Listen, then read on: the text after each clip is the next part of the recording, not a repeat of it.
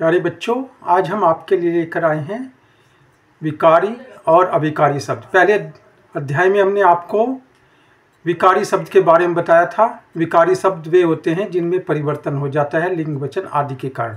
और आज हम अविकारी शब्द के बारे में बताने जा रहे हैं। अविकारी वे शब्द होते हैं जिनमें लिंग वचन आदि के कारण कोई परिवर्तन नहीं होता, उन्हें हम अविकारी शब्द कहते हैं।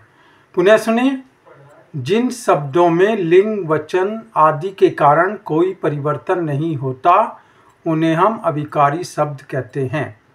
अविकारी शब्द 5 प्रकार के होते हैं। पहला है अव्यय या क्रिया विशेषण।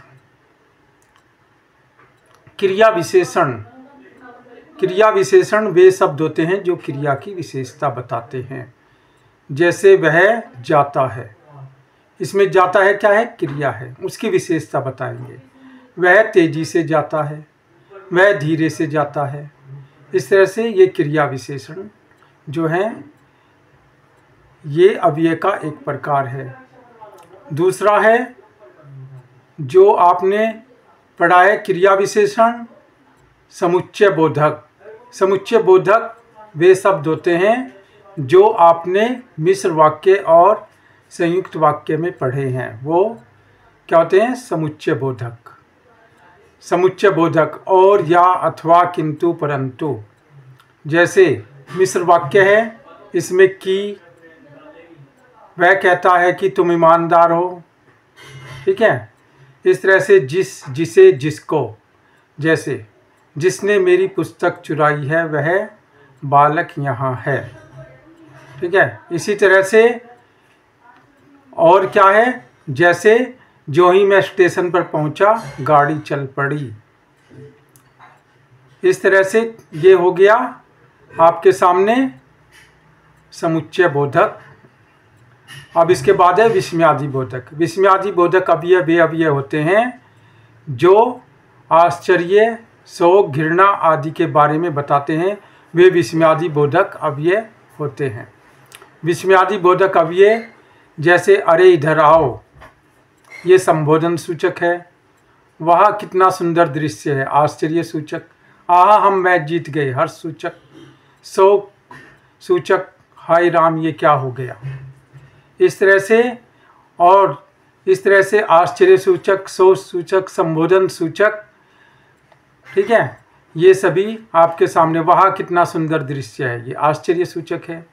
इस तरह से ये विस्मयादि बोधक अव्यय है। विस्मयादि बोधक अव्यय। इसके बाद है संबंध बोधक अव्यय। संबंध बोधक अव्यय वो होते हैं जो वाक्य में संबंध बताते हैं, ठीक है। ये के से शुरू होते हैं, इनसे सब जुड़ा होता है।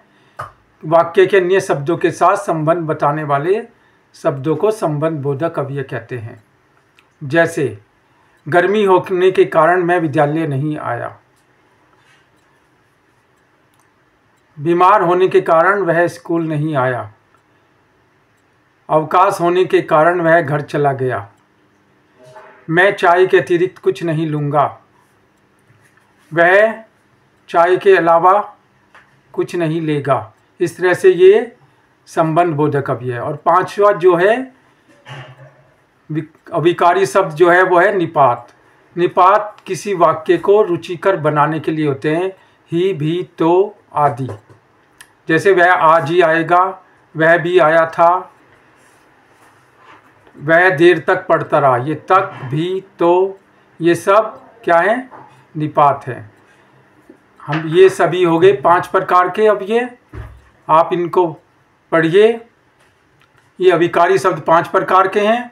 आप इनको ध्यान से पढ़िए और इसको सब्सक्राइब कीजिए, शेयर कीजिए ताकि अधिक से अधिक बच्चे फ़ायदा उठाएं और आपके परीक्षा में सबसे अच्छे नंबर आए। ये कक्षा 6ठी से लेकर 11वीं 12वीं तक बहुत ही महत्वपूर्ण है और अन्य प्रतियोगिता कक्षाओं में भी अति महत्वपूर्ण है। इसलिए इसको लाइक करें, शेयर करें और सब्सक्राइब करें ताकि सभी फ़ायदा उठाएं। धन्यवाद। जय हिंद, जय भारत।